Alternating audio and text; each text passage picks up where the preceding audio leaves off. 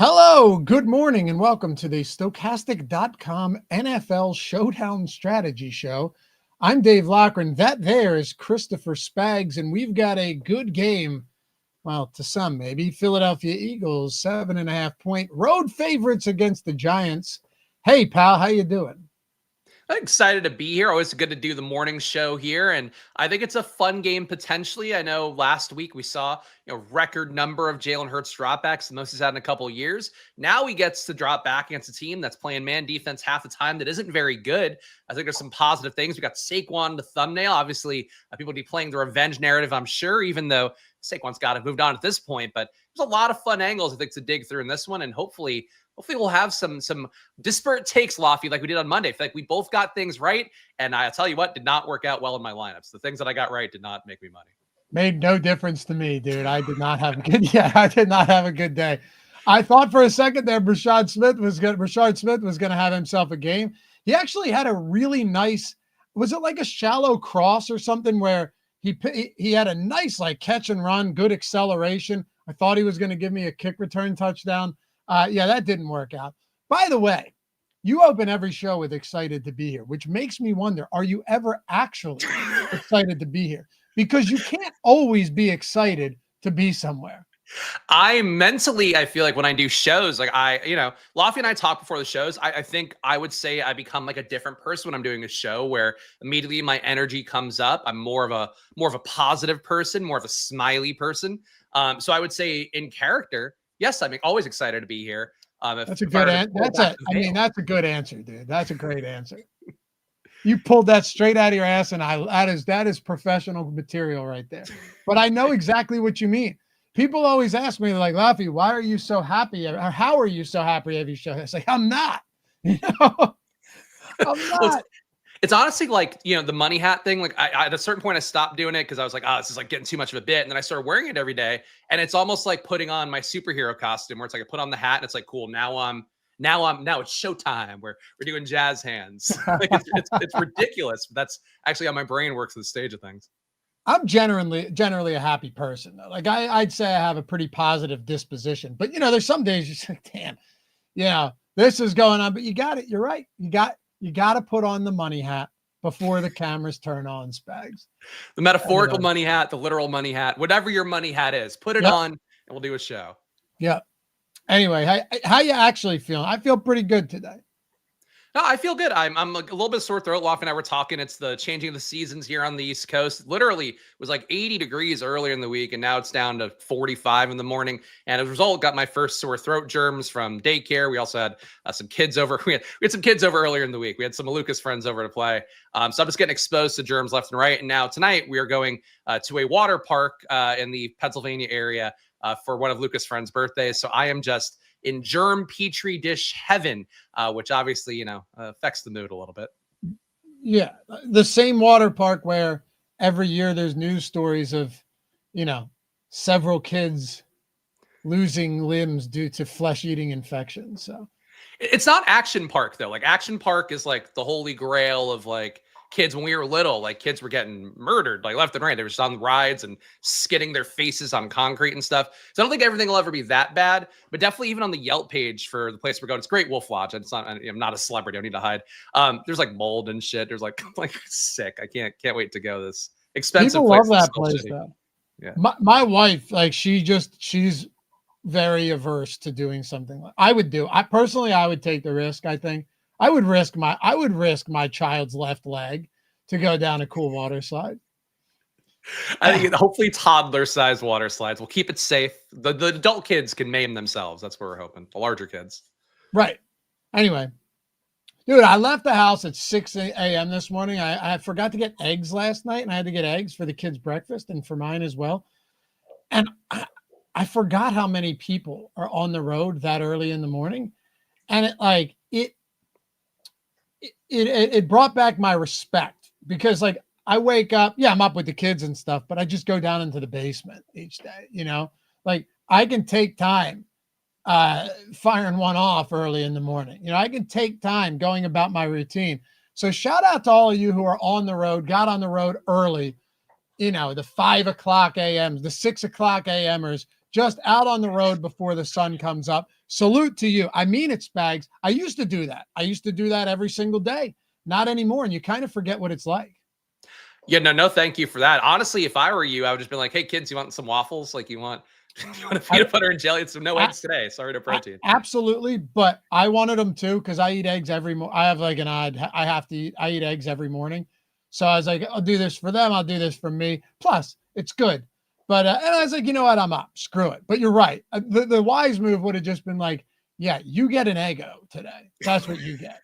Yeah, whatever. You don't need the protein. You don't need the building blocks of strength that eggs provide. No, just have some shitty sugar and carbs and you're good. I don't need their brains to develop. Anyway, you ready to dive into this one? It's kind of a fun game. I agree. I think it's more fun here. I think there's going to be some obvious angles people play, and that's obviously going to open up some opportunities for us in a showdown kind of environment always. Yep, exactly. And as Jake said, yeah, you got to crack a few eggs to make a waffle. All right. So let's dive into this one. Let me favorite some lineups. What I'm going to do here, Spags, I'm going to go 2 uniques just so we can smooth out exposure a little bit here and see what type of lineups we're getting to at the flex, at the captain. Then we'll dig into it. Of course, if you guys don't mind, atone for your sins this fine morning. Hit that thumbs up, subscribe to the channel, and leave a comment down below. Let us know. Where are you going here? Any sneaky plays you've got? Love to hear it. We try and unearth everything, leave no stone unturned. But here you go. Okay, so just looking at flex exposure, this is the first thing that's going to stand out, Spags. And I'm not even if I tried to bury the lead, I wouldn't really be able to. The Giants pass catchers, the first one you get to isn't technically on the page here. It's Wan'Dale Robinson at 31%, slightly below the field. I do understand it, actually, just given that he's a possession guy. And for all you know, you have like 7 receptions for 50 yards, and that's enough. Maybe the Eagles keep struggling. But I will say, just to give everybody the lay of the land, if the Eagles don't get it right today, I just did a betting video, and I probably bored people with it, but I thought it was a great monologue where I rehashed the 2023 season. Do you remember? The Eagles started off 10-1, but they had these skin of their teeth type wins. And you go, this team's fake as shit, right? Like they beat the Bills on a drop by Gabe Davis in the end zone. MVS had a drop, which would have been a touchdown in a game the Eagles won. They should have lost to the Patriots in week 1. The list goes on. And then as the wheels finally started to fall off, realizing you could poke holes everywhere, the secondary was terrible. They're losing outright, getting crushed by the Cardinals, getting crushed by the Giants, by the Niners late in the season. And they end up losing 32-9 to the Tampa Bay Bucks in the wild card round. There are strikingly real similarities between this team and that team. But the reason I can't say that they're on the same track quite yet, they just have a way better roster than the Eagles did in 2023.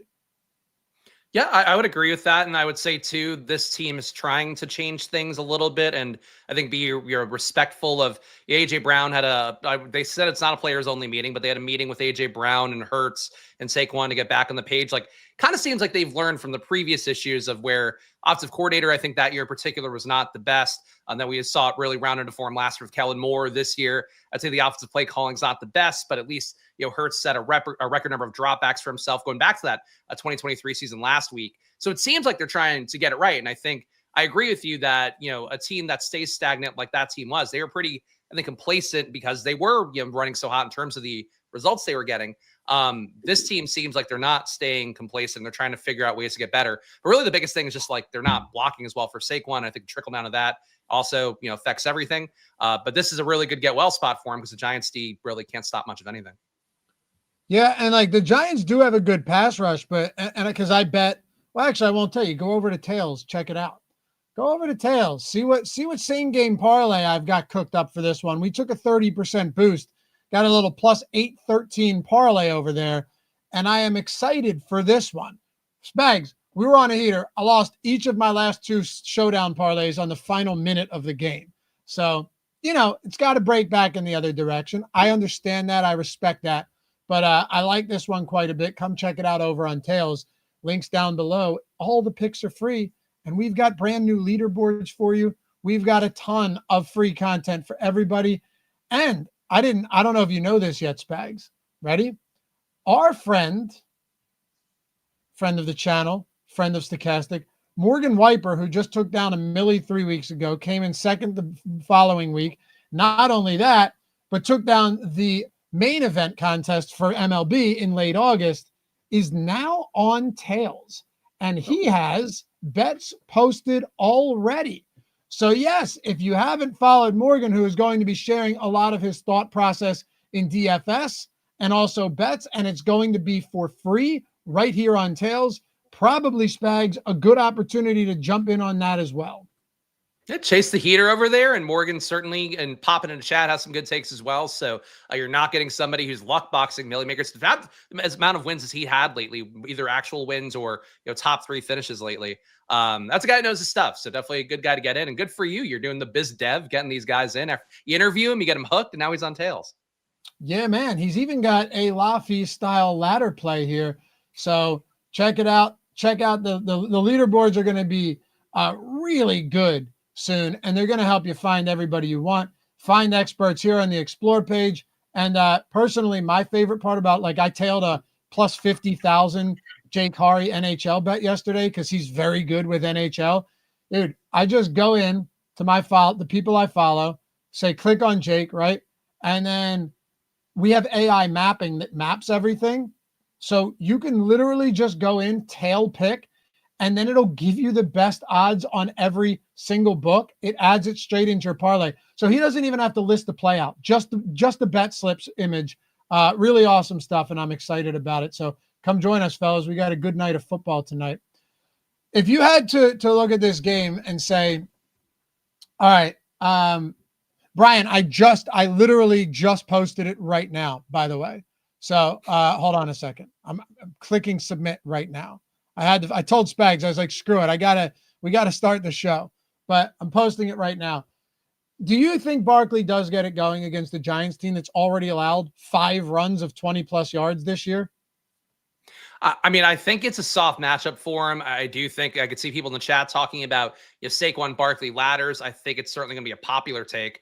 I like Saquon on the slate. Obviously the sim does too. Got him 24% overall. Captain Fields at 18. Going to be in the flex a good amount as well. 43% of lineups there, basically with the Fields 42.5.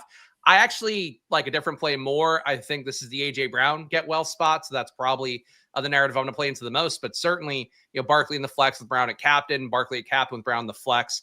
Those are plays I'll make a lot today. It's hard to dislike Barkley. It's just price tag's a little bit extreme for how he's played this year.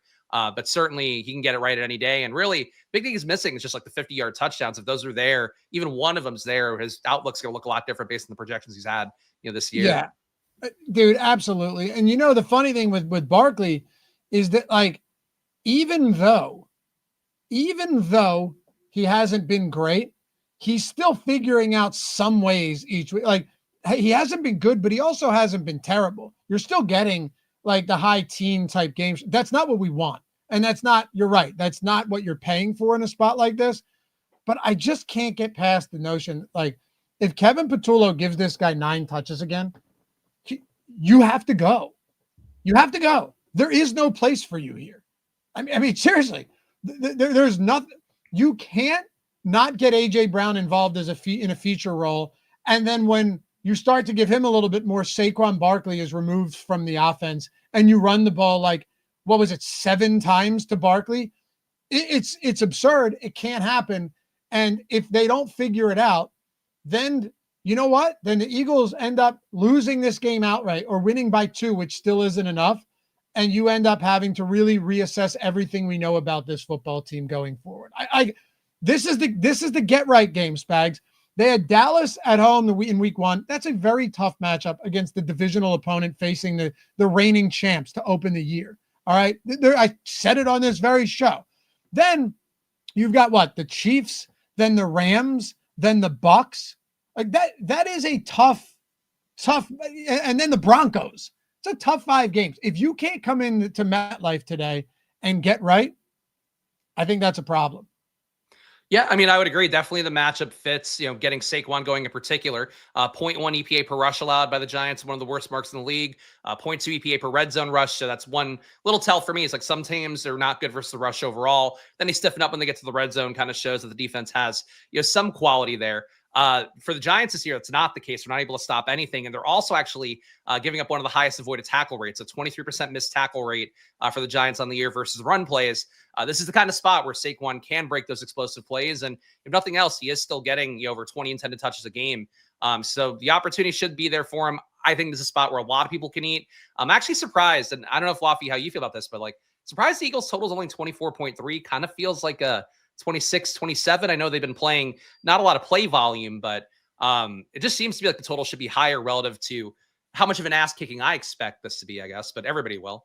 I mean, I think the books are starting to adjust a little bit, man. And it's like we all expected to be an ass kicking, but people expected the Niners to get their asses kicked by the Rams on Thursday. Like Thursday night, short week football. Football is weird in general. Like week over week parity is unlike any other sport.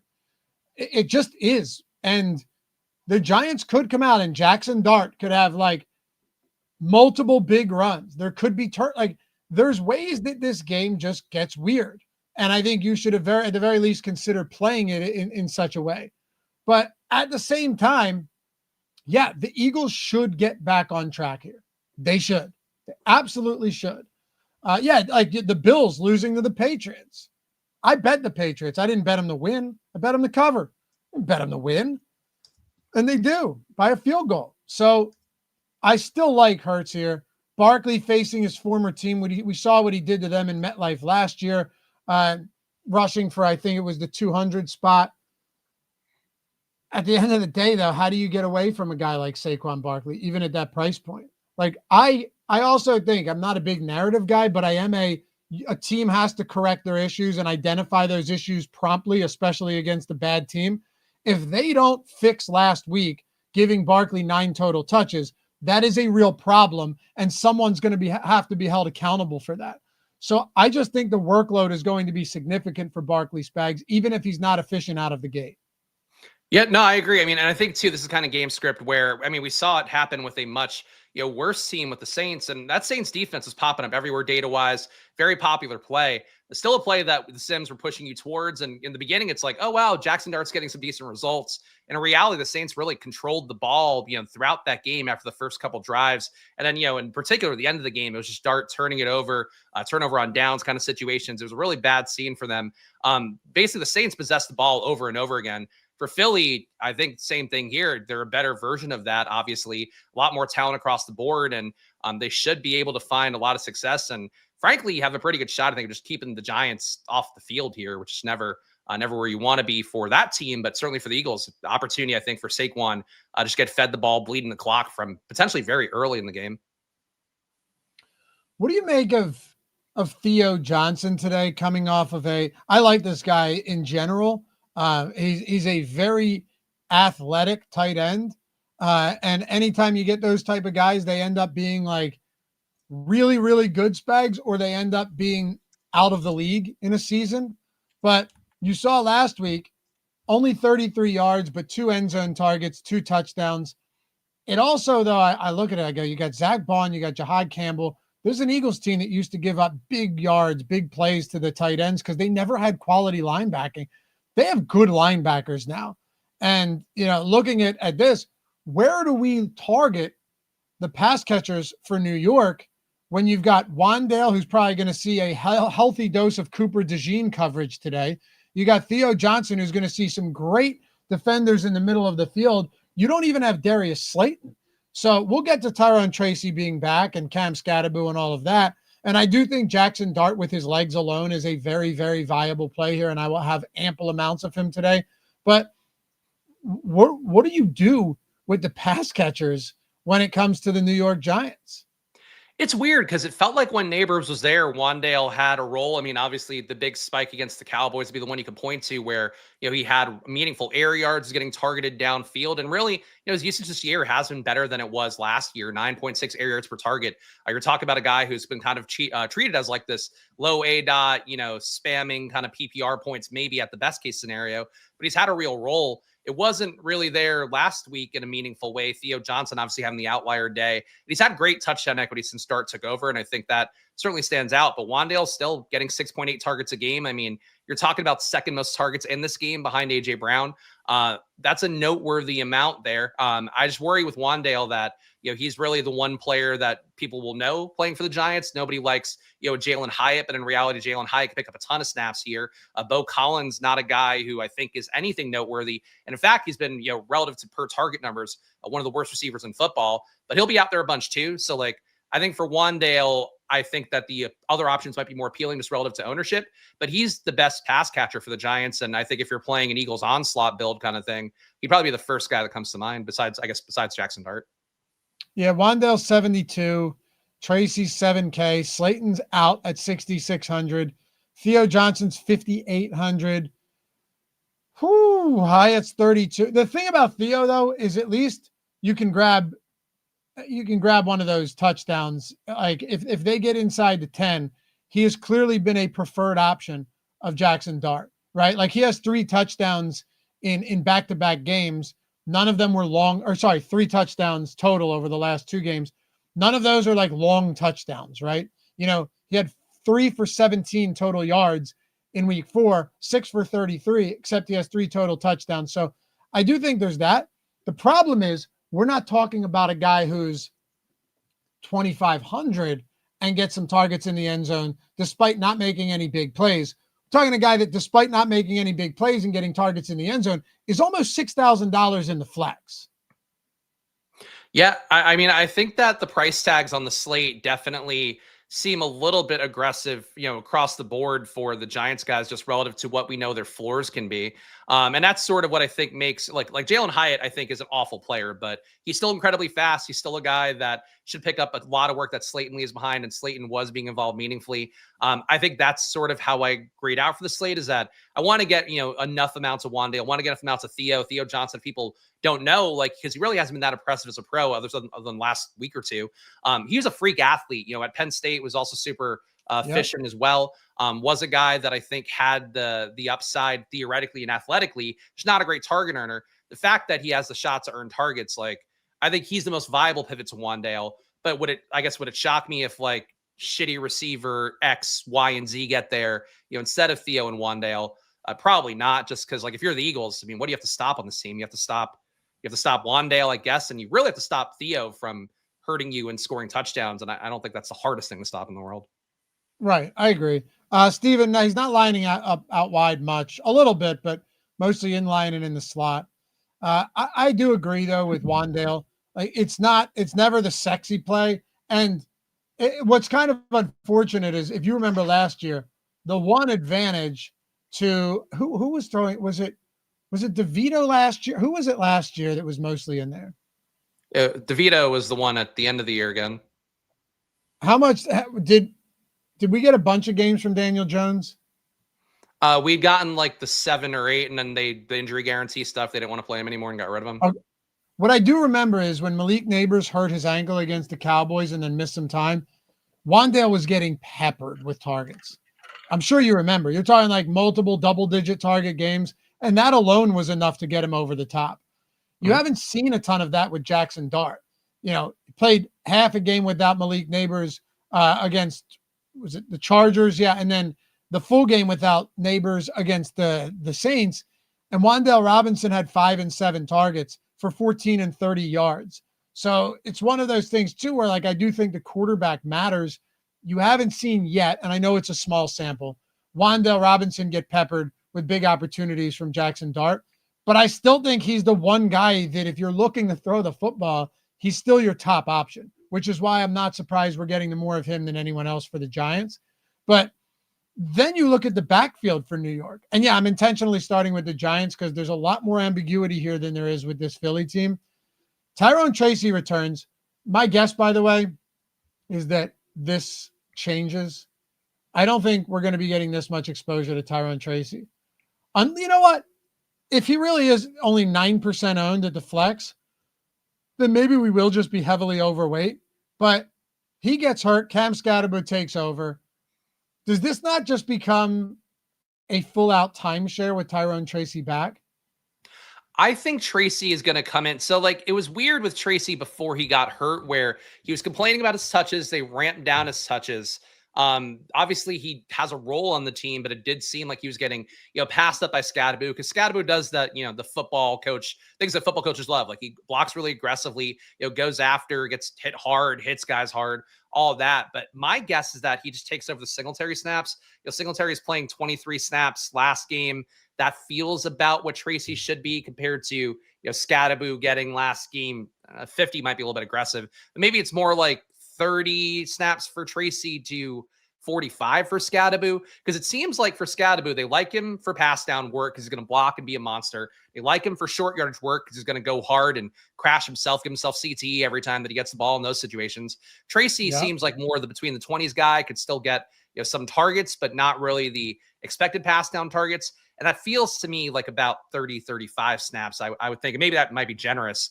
But at 7K, like, I get getting Tracy more because Scadaboo is really expensive at 10K flat. But it's just, I think Tracy to me is just like elevated Devin Singletary. I'm not sure what he's worth ownership wise. So I'm happy to get him kind of 30% in the sim. Yeah, I don't know, man. Like, when Tracy got hurt in that game, he was actually getting the early work over Cam Scadaboo, and I was uncertain who the guy was. Like, who was going to be the guy. You might just be right too, and it's like, let's give Scadaboo work. We drafted this guy. The fans want him. Stephen Martin says skateboard is the clear number one. Death by autocorrect. But I'm not convinced he is the clear number one, and I'm not really sure there's anything to suggest that with Tracy. We have no evidence with Tracy on the field that Scadaboo is the clear number one. At the very least, Spags, at the very least, does it even matter if Scadaboo is the clear number one? He's $10,000 with Tyrone Tracy back today. Like, that is an insanely high price point. And he's more expensive than Brown, than Devonta Smith. He's $1,000 cheaper than Jalen Hurts as a 7.5-point home dog with Tyrone Tracy back in the mix. I don't even know if it matters. Yeah, I mean, it matters if you get a game script where the Eagles somehow lose the game or are competitive through 3 quarters, don't run away, and Scadaboo somehow. Like, I could see how it could matter theoretically, and I do think for what it's worth, last time these guys played a full game, Tracy got hurt in game week 3. He did play a full game week 2. Scadaboo ended up with 35 snaps, Tracy 28. So, like, I think that Scadaboo did pass him up after after week 1, basically. But I agree with you for the most part. Like, these guys, to me, they're not high priority plays. I mean, even sim-wise, Tracy and Scadaboo combining for about 55% ownership in the top 150 lineups in the sim.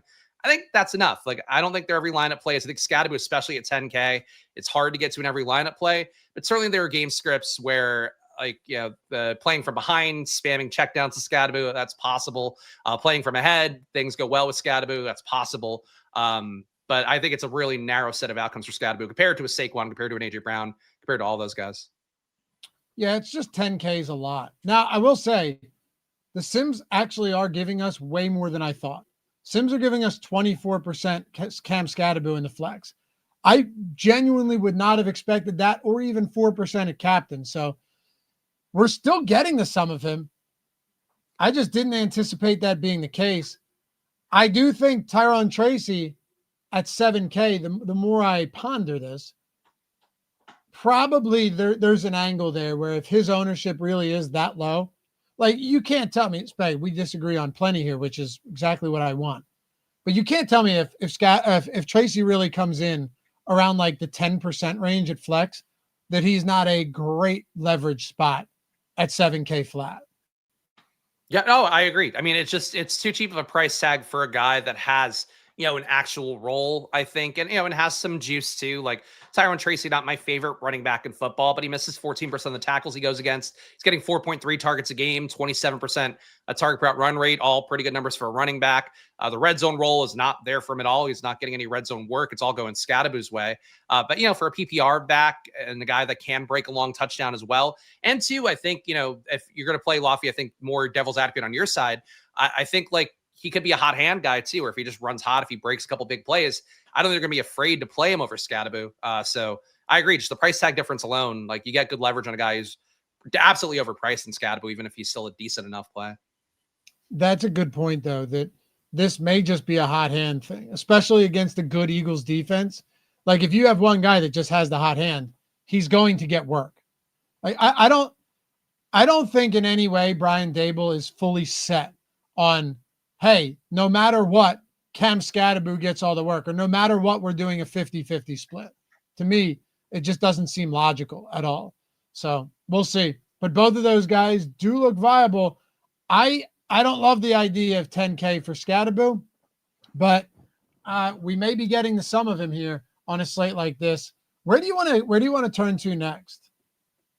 I mean, I'm curious your thoughts on the non-Wandale receivers, just because, again, not having Slayton in leaves so much opportunity behind it. And sometimes, frankly, this is a flaw in my DFS process. A lot of people's where you get that, there's vacated opportunity here and I have to like jump in, and get some shot at the pass game, and it could just fail entirely. But like Bo Collins playing a decent amount of snaps, again, Jalen Hyatt, a guy that they've tried before who's failed, but is getting 33 air yards per target.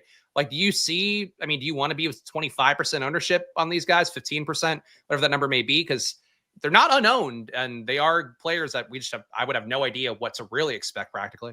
Yeah, it's gross, but it's gotta be,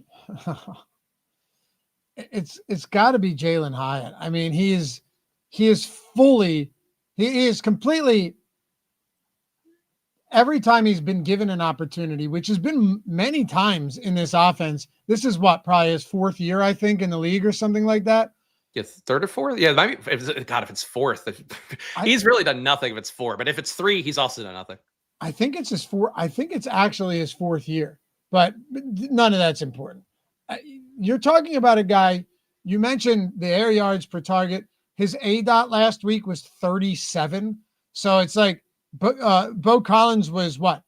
Is it Bo or Bew? I think it's Bo. It's got to be Bo, right? You could call him Bew. I think it's the disrespect he deserves. Yeah, Beaux. It's Bo, like a Southerner Bo, like he's like a right, Louisiana. For sure. Yeah, I know. But Bo Tigers. I want to call him Bew, but he was targeted 3 times. His ADOT was 4 yards last week. Meanwhile, Jalen Hyatt was targeted 3 times with a 37 ADOT. Like, he caught none of them, unsurprisingly. But you know what? If you have a defender fall down, I know this sounds crazy, but you have to think this way in Showdown sometimes, Spags. You have a defender fall down or something like that. And this is his 3rd year. You were right. You have a defender slip and fall, or Jalen Hyatt just drops one in the bucket. I would rather take my shot on that at his price point than hope that Bo Collins can break tackles on passes that are thrown to him 2 yards past the line of scrimmage when he's the same price as Jalen Hyatt. So the whole metaphorical gun to the head, yeah, it would be Jalen Hyatt over Bo Collins if I need a very cheap option, just because I would rather take a shot on him potentially getting a 50-yard touchdown, even though it's highly, highly unlikely.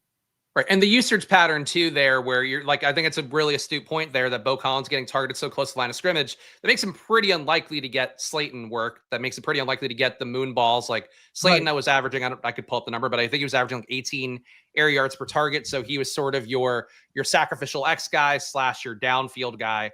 17.4 air yards per target for Slayton was what he was getting. That's the Hyatt role. That's seemingly not the Bo Collins role.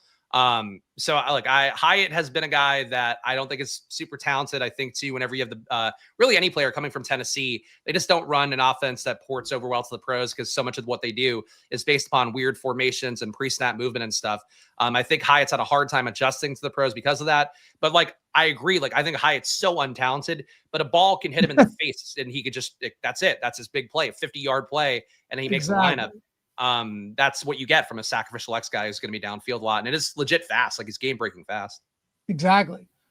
Steven, what do we think about a Hyatt prop of 12.5 longest reception? I like your thinking, but I think you're on the wrong prop. What I would do is I would just bet the alt at 40 plus receiving yards or something like that. In a spot like this, if you're going to get paid out, get paid out big. Because in all likelihood, Spags, if he clears a 12.5 longest reception, it's probably like a 40-yard reception or something like that, or go 30 plus. But to just play the 12.5, you're going to be leaving a lot on the table. He's getting, his ADOT was 37 last week on 3 targets. I would just much rather play it big, because if you lose, you lose. You don't lose more for him having no receptions as if he had 1 reception for 10. Like, I would just rather play this for the alt, play it. And I wouldn't ladder it either. I'm not laddering this because I'm not confident that he has a single reception in this game. But I would just play an alt at like 40 plus, Steven.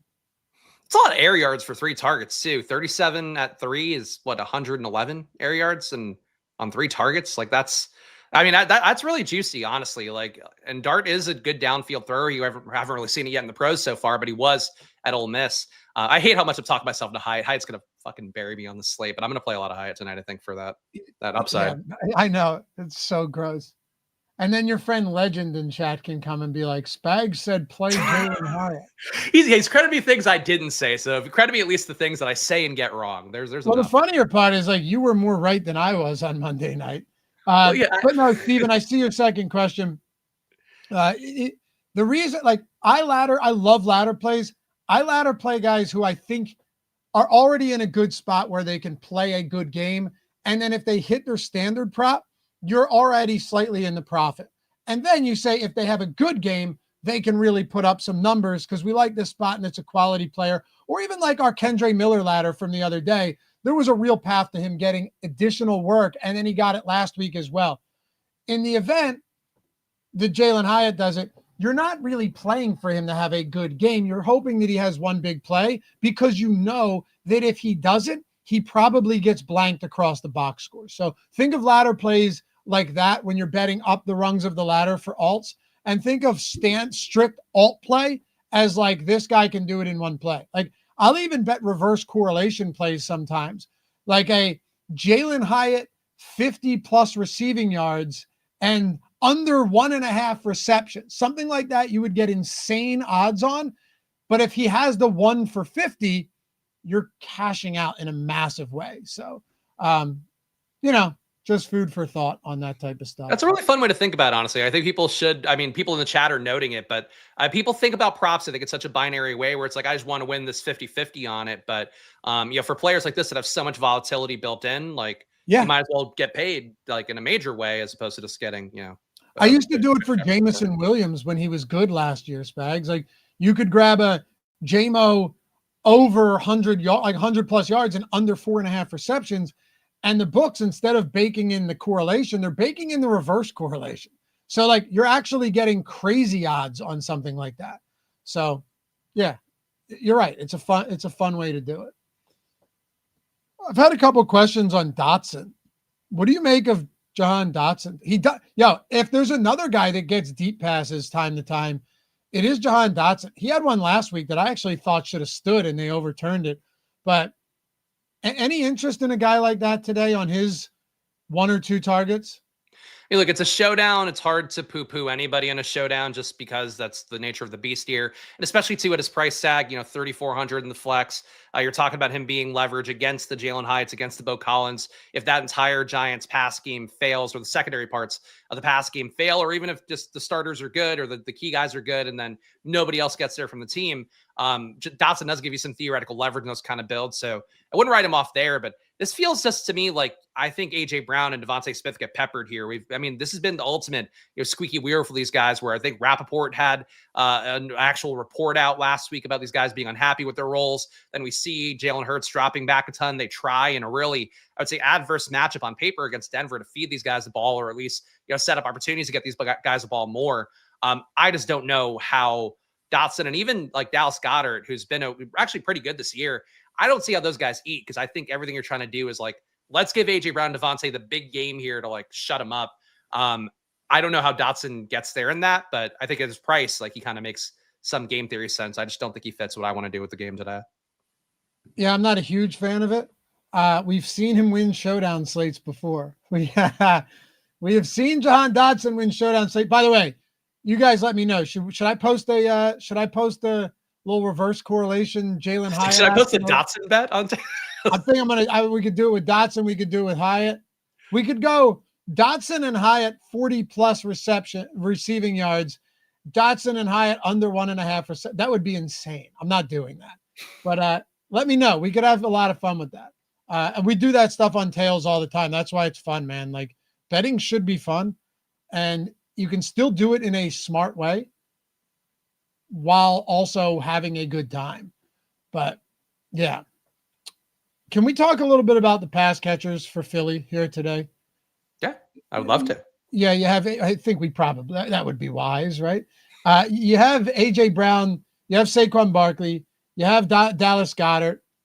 I mean, all of these guys are viable on any given day, but you also have a team that is, somewhat dysfunctional right now. And these guys, in a sense, are priced, probably where they should be. Like, it's crazy to me that Devonta Smith, Spags, is the same price as AJ Brown. Like that, I'm telling you right now, and I'll ask you this, but it's rhetorical. And then if it's wrong, you can tell me I'm wrong, and then it's not rhetorical, but I think I'm right.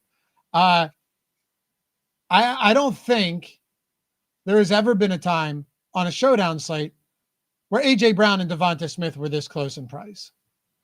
Definitely not the last couple years. Like, I feel like before that, the Eagles had that hot run where it was mostly AJ Brown getting fed as like the number one receiver that we were talking about in the beginning of the video in 2023. I feel like they were closer to a 1A, 1B that year before that. And then it kind of shifted. AJ Brown had that little diva bitch fit that then forced them to feed the ball a lot to him in that 2023 period. And it kind of carried that momentum through last year. This year, they look closer to a 1A, 1B than they have, at least as I envision it, going back these last couple of years, where Brown's getting 7.2 targets a game. Devontae Smith's getting 6.2.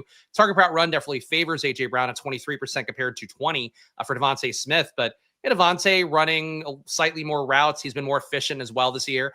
I think the case could be made just based off the data that these guys are closer to a 1A, 1B than they've been.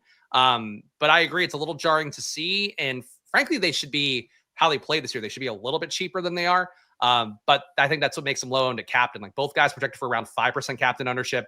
I would like to be above on both of them at captain in particular.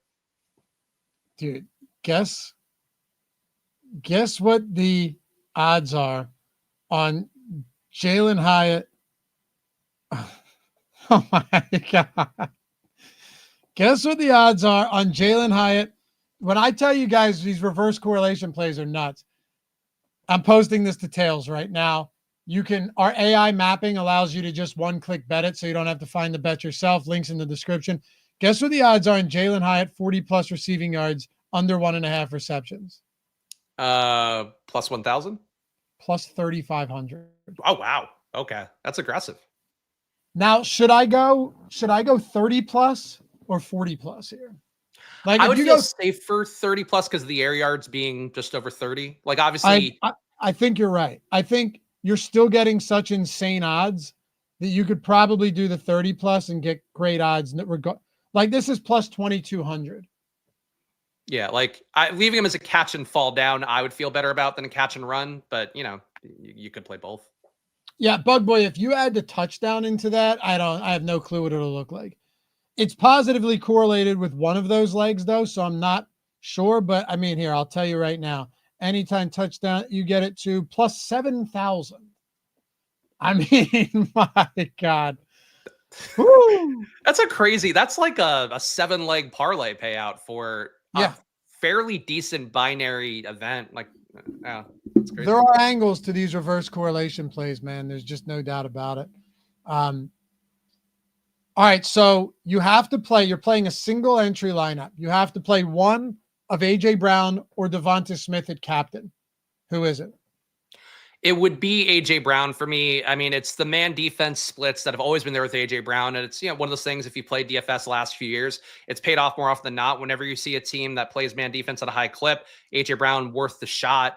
Denver didn't work out that way last week, even though they play a lot of man, but it's high quality man. The Giants playing man 50.5% of the time, not as good playing man defense as the Broncos. And AJ Brown this year, despite being not very good, Still getting targeted 29.4% of the time he's running a route versus man. That's an elite number there. I think he's due for better performances as well because he's been a guy that has this really strafed man. But I think with how bad A.J. Brown has been, like these spots to me are the one where he gets you, the real outlier number. So I would definitely go his way at captain. I don't hate Devontae Smith either. He's actually been really good versus man too this year, at a 28% target rate and actually a 0.7 EPA. But it's like, despite not being good this year, Devontae Smith's already been efficient. AJ Brown has been like inefficient in a way that has to level out a little. So I think AJ Brown to me, I'd prefer, but they both are really viable to me at captain. They're not owned at captain, which is kind of crazy to me. Dude, I don't think people really understand how good Devonta Smith's hands are. Like he catches everything thrown his way. He would have caught that Hail Mary if AJ Brown didn't punch it out. But no, I mean, it's so weird too, because he's not big, he's thin, he's not even that tall. He somehow like Stretch Armstrongs himself. It doesn't even look like he comes that far off the ground, and he high points every ball that comes his way. Like if Smith's a really special player. If you were on a team that had to throw and didn't have, didn't have a good defense, you're talking about like 1,500 yard seasons for Devonta Smith. And that's not hyperbole. Like he is that good. It's just, they don't need to do it every game. He's as good as JSN is, I think. And it's like, it's kind of unfair to his career that he won't ever have a year like that, or most likely won't ever have a year like that. And obviously AJ Brown, I love the prototypical big bodied guy that can do all the stuff that AJ Brown does. But like Devontae Smith had a lot of offenses. They would build the entire offense out of him. And here he's like a luxury. Exactly. And Brown also after the catch is truly an animal. Like, yes, Devontae Smith's fast after the catch. If there's no defender around you within tackling distance, AJ Brown shreds tackles. So these guys are vastly different. That's why Kevin Patullo, Spags, he has zero excuse. Like if you had an offensive coordinator come in and you go, all right, dude, you got Saquon Barkley, you have a mobile dual threat quarterback who doesn't throw interceptions. You have AJ Brown and Devonta Smith and Dallas Goedert with an offensive line that has been largely elite over the past 2 decades. And he's like, sounds good. Let's fuck it up. Because that's exactly what's going on. I can't figure it out. He has a true embarrassment of riches on offense. And he has a defense that lightens the load on offense to where you don't even have to take chances. How do you screw this up that bad? I mean, I think that's the issue across a lot of different football teams. Like, the Jets are not the Eagles, besides being, a green uniform team as well. But like you see it every week and people think it's like, oh, Justin Fields garbage time. And that's a part of it. You're facing, softer coverages and whatever. But it's also that the offense for the Jets every first 3 quarters plays slog it out ball where it's like, all right, let's not throw the ball downfield. Let's try not to beat ourselves. And it's like, you're not good enough to not beat yourselves. The issue for the Eagles is that they are good enough to not beat themselves. Like they just have to keep mistakes from happening. That's a good way to look at it. It's like, I get it. It's like coaches. It's one of my least favorite things about football, especially, having worked at Football Outsiders, like we worked with the Chiefs during a Super Bowl run, you give the teams this data and it's like the Chiefs are a team that's aggressive, passes more. They still weren't going for it enough on 4th down situations. It's every year in the NFL and it happens over and over again as the coaches kind of play it too close to the vest. And that's what I think the offense is. Like, again, I was happy to see Jalen Hurts dropping back more last week. They kind of had to as well, relative to that match versus Denver, especially in the second half. But I hope that they're not total idiot teams and that they're kind of learning, the Eagles in particular. But it wouldn't shock me because they don't have to do a lot. They might not want to do a lot. That's a good explanation. But also you should be willing to take more risks when you have that defense. That's the funny thing, right? Like I'm not saying bad passes and interceptions left and right, but like you should still be willing to take some chances when you have guys that dominate 50-50 balls like A.J. Brown and Devonta Smith. That's the crazy thing. Einsteinium, can you attribute it to the offensive line regressing? Look, Landon Dickerson's out. Lane Johnson's been banged up. It's certainly a factor, and we'd be stupid to ignore that. However, when you're not scheming guys open and when you can't find ways to get Saquon Barkley yards and you refuse to run him outside, no, there's a whole lot more to it than that. Like play calling, and I'm not pretending that I would know how to call a game, okay? But I have eyes as well. And if you have 2 functioning eyes, or even partially, you're going to see that there's a bit of a problem there. Am I Am I going to be placing some bets on them figuring some things out? Obviously, yeah, especially in this spot. But no, there's a lot going on. Deuce Trey said Giants win. Wouldn't be a shocker, honestly. I think it'd be a shocker. What are they? What's the money line on this? It's yeah, but 337. It should be dude, higher. You're a math guy, right? Mhm. I know you're a math guy in your soul. If you talk about this, like they're plus 310, that means they win this game almost a quarter of the time. Yeah, That's 24% implied odds here. That a quarter of the time the Giants win this game. It's not far-fetched at all. No, it's higher. It's a higher probability than people realize, and I guess too, pointing to the Niners Seahawks thing that you did earlier in the video, Loughy, like that's one you can point to that just occurred last week that nobody was like narratively. The betting markets have greatly moved away from the Niners, and you get why when they have every player ruled out. I don't think, for what it's worth, I don't think the Giants are the Niners. Like I don't think they're as well coached. I don't think they have the underlying system there that allows them to do that as much. But like fully agree with that point. The showdown, you should always play the upset. That's kind of just the logic for it. Fully agree with the coaching aspect of that too, no doubt. Yeah. But then again, you also had the Patriots take out the Bills as well, so sure. It's weird. Dallas Goedert, I think, is just always viable no matter the slate. Spags, like we always just forget about Dallas Goedert because he sits in that no man's land range. Like he lives on showdown slates. Dallas Goedert lives in the backup quarterback range, right? He lives in that 6K range. He's typically the only guy that exists there. And it's always just like, he's okay. But I'm never opposed to getting to Dallas Goedert. We have how much of 25% right around the field. No surprise once again. Not a lot of Dallas Goedert at captain, but much of that is occupied by Barkley, Hurts, and Brown too, which I actually love. I love getting to A.J. Brown at the captain spot today. If he's really going to be sub 10%, public sentiment is down on A.J. Brown. He's had one quality game all year, faced Patrick Surtain last week, and when he was targeted, happened to get the best of Surtain. So there is that. But Goddard in the flex, I think, is just always very viable. Yeah, and frankly, he has captain upside too. Like I always say on these videos, and in particular for me, it's been a point of focus for me in 2025 is to recognize that people are going to play things similar to how I view things. Like even if I do all the prep work in advance, large portion of the field is going to kind of think about the slate the same way I do. I think there's going to be a good portion of people tonight that that think Saquon's going to crush, but another good portion are going to think they're going to see the dropbacks Jalen Hurts had last week, and that should port over well. It's them feeding AJ Brown, Devontae Smith. Dallas Goedert's got a lot higher shot of hitting at captain or in the flex being a lower owned piece that gets you more unique, compared to a Jahan Dotson, to a Calcaterra, to a Shipley, to those kind of guys. So I think Goedert, I agree, he gets forgotten on slates. He's the fifth best projected Eagle, so you get why it happens. But he does spike enough and to make the flex easily, but sometimes make it a captain too.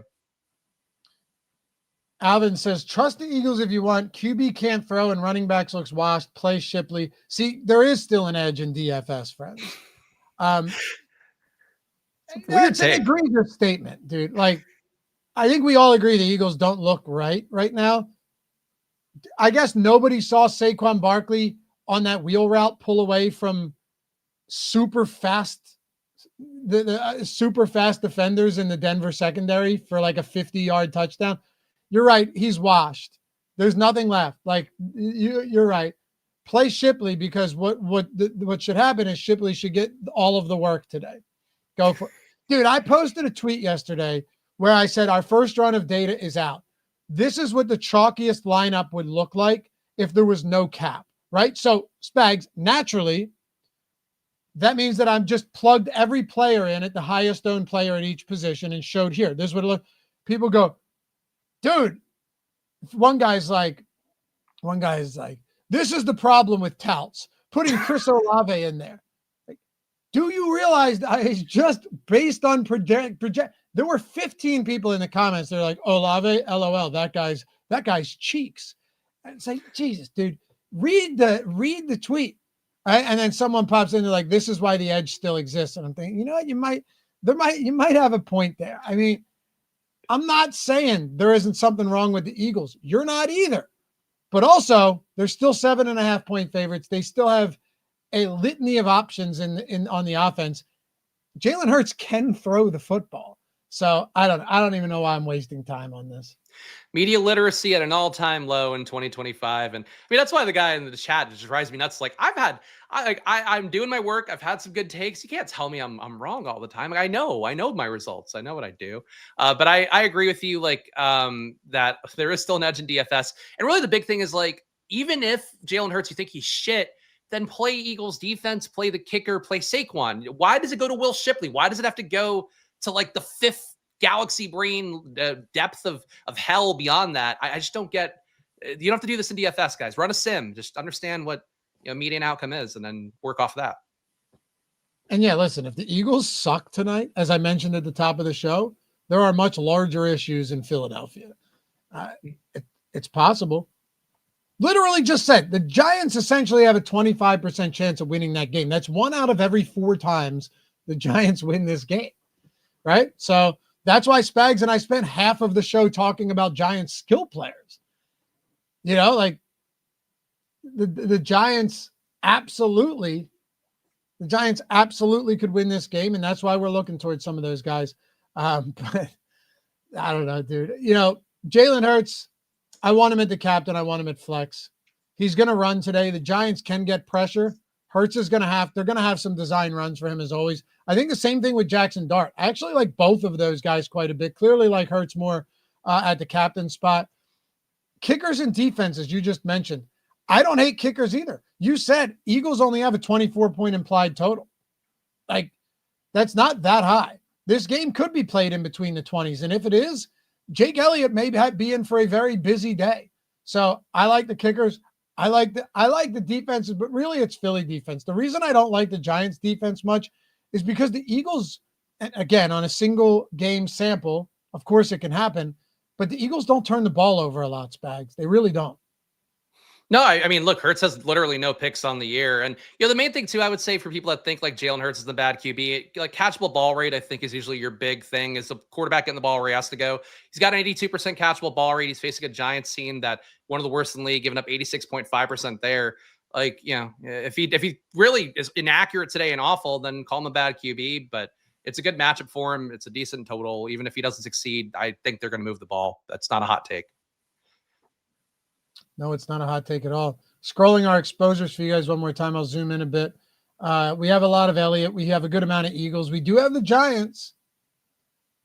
I guess this is the Giants kicker, Jude. Isn't Koo the kicker? Yeah, Koo's the. So who's this guy? I don't even know who this is. Oh yeah, Jude McAtamney. Is Koo not their kicker? I don't know. This is who it is. Oh no, Koo got cut. Did he? Oh, I thought Koo got cut after. Hey Jude, I guess. No, Koo got cut from the Falcons earlier in the year, right? We got cut. Then he was on the Giants, and I honestly I've never heard Jude McAtamney's name. To be clear, kicker's not usually part of my prep process. The same gives me what I get. But yeah, hey Jude. There we go. We got the reference on. It's I don't know all the kickers in the league. No, I know, nor should you, because teams will sell them down the river the moment that they miss a kicker too. And also, when it comes to showdown slate, it's kind of irrelevant, right? Like, you're not going, boy, he's a good kicker. Get a lot of him today. No, you're like, are you playing kickers or are you not playing kickers? That's all. So I guess it is Jude McAtamney. And Jake Elliott, good old reliable Jake Elliott, always there in an Eagles showdown slate. Yeah, and Jake Elliott is a good kicker, but you'd play any of these guys. It's Mikatamne. I'm on Pro Football Reference. Oh, really? Oh, is that okay? I would have thought it was like a little more Irishy. If you look at his, well, here's the thing. If you look at his picture, he looks like a Mikatamne. He looks, yeah, absolutely. But Steven said they didn't elevate Koo. So, yeah, there you go. We're getting some of him, but more Jake Elliott, more Eagles defense. Amir Smith-Marset, the old Vikings guy that we thought might be able to come alive, never did. Bo Collins, Grant Calcaterra gets some plays from here or there. Is he questionable or is he off the injury report? Who are we asking about? He's out, so we got to pull him. I thought, yeah, he's out. I remember he got hurt on a big catch and run last game. Kylan Granson might, there you go, Spags. Minimum salary Kylan Granson today with Grant Calcaterra out. Don't laugh. Don't laugh. There may be something there. Granson was a competent player for the Colts for a while, and he's $200. So, yeah, sure. I mean, look, if you're playing an Eagles beat down lineup, Kylan Granson being your unique piece, you could do worse. I mean, I think so. It's a showdown slate. If you wanted to jam the top Eagles guys with Jackson Dart, Kylan Granson could be a guy, especially if you've got like a Jalen Hurts captain lineup or something, or even, an AJ Brown captain lineup with Jalen Hurts in the flex, and you're going for the passing game flow here. I don't think it's crazy. He's $200. He's minimum salary. So I like it. We'll give our optimal captains right here. Before we do, wanted to show you guys something cool. I got this tweet yesterday. Spags, you'll appreciate this. Ralph says, this is crazy AF. Got the Sims core for free after signing up for BetMGM. Submitted the first 4 and boom, would have never built this lineup myself. So he gets it for free, takes down $400 simply by signing up with BetMGM through the link join. That type of stuff makes me happier than anything else because, is everyone just going to come in immediately if you're a low stakes player, win $400? No, but we see it happen so often where guys come in, they realize they can build better lineups and you can do it for free, man. Well, really a $5 or $10 deposit, but you're getting that deposit matched over on all these books or these pick'em sites, or you're getting bonus bets or match or like the Honest Cash type of bonuses and stuff like that. The Fanatics type of 250 and Fanatics Cash. That type of stuff goes such a long way. You're already building your bankroll just by signing up and depositing, and you're getting a free month of The Sims for every single one of these that you claim. It's 4 simple steps. Link is in the description. You'll see it. Sign up with any of our sportsbook partners. Get The Sims for free. That's all you got to do, man. And I love seeing the success stories of people being like, yeah, I took 10, 15 minutes out of my day, did this, got a free month, won money, cleared it, 4 or 5x in the first day. Is that going to happen every time? No. But at the end of the day, like you're not down anything, even if you weren't up, because you're getting it for free. So use that link. Follow these steps. You got to click claim offer. It's super simple. Just these 4 steps. That's it. But you got to click claim offer or else we can't track it. But that's as simple as it is, man. So take advantage of that if you haven't done so yet.